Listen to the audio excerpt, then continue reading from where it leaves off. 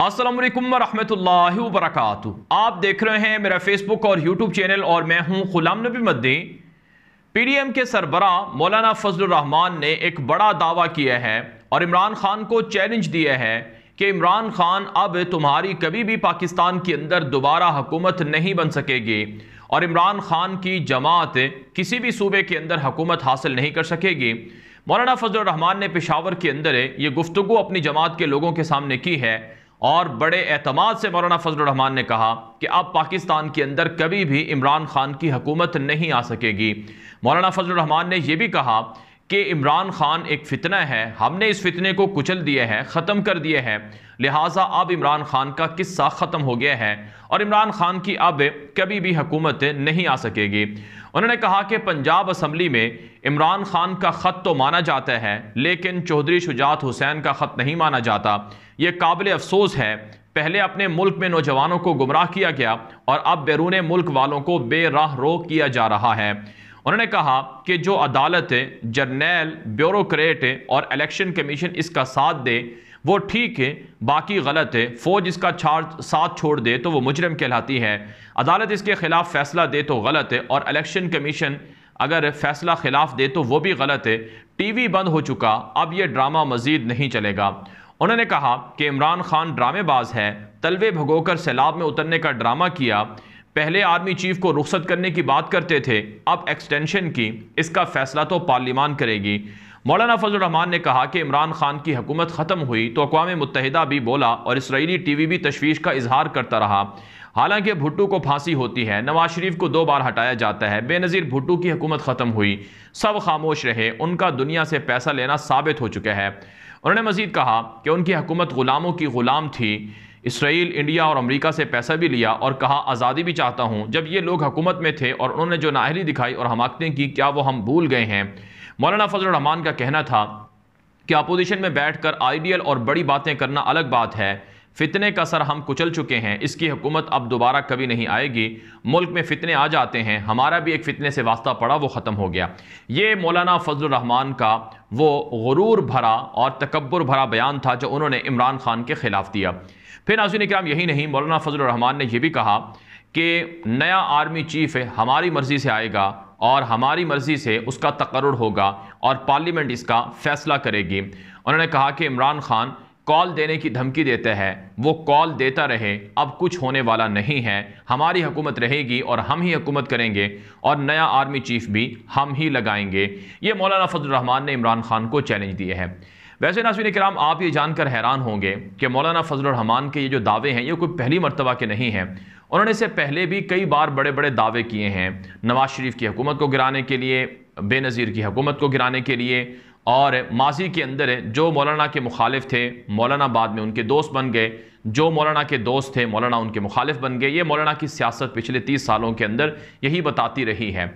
और आप जानते हैं कि मौलाना फजलुर रहमान आसिफ जरदारी की जमात के जो हुकूमत थी 2008 से 2012 तक 13 तक उसमें भी शामिल रहे, फिर 13 से 18 में भी शामिल रहे, माजी में बेनज़ीर के ख़िलाफ़ भी रहे और बेनज़ीर की हुकूमत के इत्तिहादी भी रहे, और इसी तरह से नवाज शरीफ के ख़िलाफ़ भी रहे और नवाज शरीफ के इत्तिहादी भी रहे। तो और सबसे बड़ी जो हैरान कुन बात है वो ये है कि मौलाना फजलुर रहमान इमरान खान को ये कहते हैं कि आपकी हुकूमत कभी नहीं आएगी।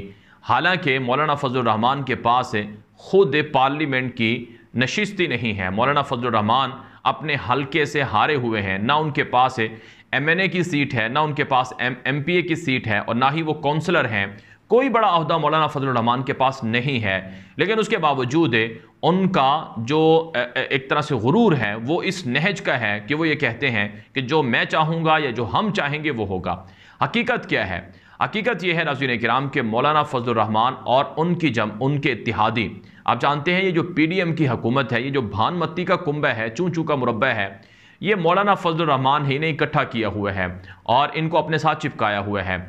और वजह क्या है कि बड़े बड़े ख्वाब दिखाए गए। और वैसे हैरत अंगेज़ बात यह भी है कि मौलाना फजलुर रहमान को कहा गया था कि आपको सदर बनाया जाएगा, आपके भाई को KP की गवर्नरशिप दी जाएगी, लेकिन ना तो मौलाना फजलुर रहमान को सदर बनाने की जो उनकी ख्वाहिश है वो पूरी हुई और ना ही उनके भाई को KP का गवर्नर लगाया गया। और भी बहुत से मुतालबात थे, मौलाना फजलुर रहमान की ख्वाहिशात थी, वो पूरी नहीं हुई हैं। और अब मौलाना फजलुर रहमान जिस तरह से बात कर रहे हैं, लगता है कि अगले इलेक्शन में मौलाना फजलुर रहमान की जमात के पास जो 14 सीटें हैं वो भी नहीं होंगी और शायद 2-4 सीटें हों, और इसी तरह से जो उनका बेटा MNA है किसी तरह से वो बन गया, लेकिन मुमकिन है वो अगले इंतखाबात में वो MNA भी ना बन सके। और फिर नाज़रीन किराम, इस वक्त जो अवाम की सूरत हाल है, आपको मौलाना फजलुर रहमान की इस तरफ कोई भी जो बयान है वो नज़र नहीं आएगा। जो सैलाब है इस पर आपको मौलाना फजलुर रहमान की कोई एक्टिविटी आपको नज़र नहीं आई होगी। और सबसे बढ़कर जो पाकिस्तान में 50 साल महंगाई का रिकॉर्ड टूटा है, इस पर आपको मौलाना फजलुर रहमान का एक बयान भी नज़र नहीं आया होगा। हालांकि मौलाना फजलुर रहमान का यह मौक़िफ़ था कि जो इमरान खान की हुकूमत है उसने महंगाई की है, उसने मुल्क की मीशत का जनाजा निकाला है, लेकिन अब जो 5 महीनों से हो रहा है इसका जिम्मेदार कौन है? ये जो 5 महीने से 50% महंगाई हो गई है। मेरे सामने आज की 2 बड़ी खबरें हैं, वो मैं आपके सामने रखने लगा हूं। आपको अंदाज़ा होगा कि मौलाना फजलुर रहमान पहले किस तरह की सियासत करते हैं, और ये पहले भी कहते रहे कि करप्शन हमारे लिए कोई बड़ा मसला नहीं है। उनका ये बयान ऑन द रिकॉर्ड मौजूद है, यानी उनके नज़दीक करप्शन कोई मसला नहीं है, मुल्क को लूटना ये हलाल है, जायज़ है।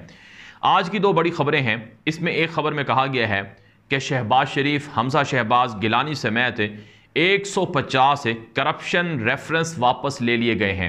यानी 150 जो चोर और डाकू थे जिन्होंने करप्शन की पैसा लूटा, तकरीबन 2400 अरब रुपया पाकिस्तान का लूटा, उनको इसी मौलाना फजलुर रहमान की हुकूमत ने माफ़ी दे दी है। यानी मौलाना फजलुर रहमान की हुकूमत ने सबको माफ़ कर दिया है कि जिसने चोरी की वो हलाल चोरी थी, जिसने डाका डाला वो हलाल डाका था, और जिसने पैसा लूटा पाकिस्तान के गरीब लोगों का ख़जाने का वो हलाल था। और 150 लोगों को माफ़ कर दिया है। मौलाना फजलुर रहमान का इस पर एक बयान भी या एक लब भी उनकी जानिब से खुलकर सामने नहीं आया है। फिर यही नहीं नाज़रीन किराम, ये तो एक खबर आपने देख ली। अब मैं आपके सामने एक और ख़बर रखने लगा हूँ। ये खबर भी आज पाकिस्तान के बड़े अखबार डॉन के अंदर शेयर हुई है। इसमें कहा गया है कि $9 for food imports from Iran and Afghanistan, के पाकिस्तान के पास है जो बुनियादी ज़रूरत की चीज़ें हैं जो पाकिस्तान के अंदर अब नहीं दस्तयाब हैं, उनको बाहर से मंगवाने के लिए पाकिस्तान के पास डॉलर नहीं है, ना पैसे हैं, और ना ही किसी भी तरह से पाकिस्तान बाहर से टमाटर, प्याज और इसी तरह से जो आलू है और दीगर सब्जियां हैं, फ्रूट्स हैं जो पाकिस्तान की ज़रूरत हैं, जो इस वक्त पाकिस्तान के अंदर नहीं है, ईरान या अफगानिस्तान से मंगवाने के लिए पाकिस्तान के पास पैसे नहीं। जब किसी भी मुल्क के अंदर चोरी होती है, करप्शन होती है, बदउनवानी होती है, जब डाके डाले जाते हैं तो वो मुल्क तबाह हो जाता है। मिसाल के तौर पर एक दुकान है, अगर उस दुकान के अंदर 1 करोड़ रुपए का माल रखा हुआ है, अगर उस माल को 1 करोड़ के माल को कोई चोरी करके ले जाए, उसमें से 70 लाख रुपए कोई चोरी कर ले, और वो दुकान जो पहले माहाना 10 लाख रुपए बचत देती थी, वो दुकान नाज़रीन किराम जब उसमें से 70 लाख कोई चोर ले जाए, खा जाए, मुलाजिमीन ही उसके खा जाए, तो वो दुकान वो पैसे देने बंद कर देगी और वो दुकान एक न एक दिन जाकर बंद हो जाएगी, काम ठप हो जाएगा। ऐसे ही किसी घर की मिसाल है, जब घर के अंदर कोई डाका डाल ले तो घर उजड़ जाता है, खेत के अंदर कोई डाका डाल ले और वहाँ की चीज़ें चुरा ले तो वो भी चीज़ें तबाह हो जाती हैं। ऐसे ही पाकिस्तान है, जब पाकिस्तान के अंदर लूटा गया, 2400 अरब रुपए लूटे गए और वो माफ़ करवा दिए गए, और मौलाना फजलुर रहमान जो उस जमात का सरबराह है, PDM इत्तिहाद का और हुकूमत का, और वो इस पर नहीं बोलता है, और जो उस पर जो उनकी जानिब से किसी भी तरह से कोई भी आवाज़ नहीं उठती है, तो जाहिर सी बात है फिर पाकिस्तान ने तबाह होना है। और पाकिस्तान के अंदर आज जो लोग बिजली नहीं भर सकते हैं, बिजली की कीमतों में इजाफा, तेल की कीमतों में इजाफा, मुख्तलिफ चीज़ों में इजाफा, वो इसी वजह से है कि बड़े बड़े जो डाकू थे, बड़े बड़े जो चोर थे, उन्होंने अपने अपने जो केसेस थे, करप्शन थी, वो माफ़ करवा ली हैं। इसी हवाले से आप जानते हैं रसूल अकरम सल्लल्लाहु अलैहि वसल्लम की ये वाज़ेह हदीस मौजूद है कि तुमसे पहले कौमें इसलिए बर्बाद हुई जब उनका कोई मुअज़्ज़ज़ चोरी करता तो उसे छोड़ दिया जाता, और जब कोई मामूली सा आदमी जुर्म करता तो उसे सज़ा दी जाती। ये बुखारी शरीफ की हदीस है। तो आज पाकिस्तान के अंदर जो शहबाज शरीफ और गिलानी और हमजा शहबाज और दीगर लोगों के जो केसेस माफ़ हुए हैं, ये मुअज़्ज़ज़ चोर थे, इनको माफ़ी मिल गई है। और जो छोटे चोर हैं, जैसा कि इमरान खान जलसों में भी कहते हैं कि वो कोई साइकिल चोर है, किसी ने भैंस चोरी की हुई है, किसी ने कोई और चोरी की हुई है, उसको मामूली जराइम पर जेलों में है, और जो बड़े बड़े डाकू हैं उनको माफ़ी मिल गई है। तो अब आप फैसला कर लें कि मौलाना फजलुर रहमान किस तरफ खड़े हुए हैं और किस तरह की सियासत कर रहे हैं।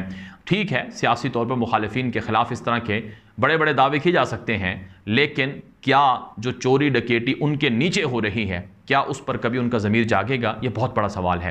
ये वीडियो आम कर दें। मज़ीद खबरों के लिए आप हमारा यूट्यूब चैनल है गुलाम नबी मदनी, उसे फॉलो कर लें। हमारा फेसबुक पेज है गुलाम नबी मदनी ऑफिशियल, उसे लाइक कर लें। अब तक के लिए इतना ही इजाज़त दीजिए। अस्सलामु अलैकुम व रहमतुल्लाहि व बरकातहू।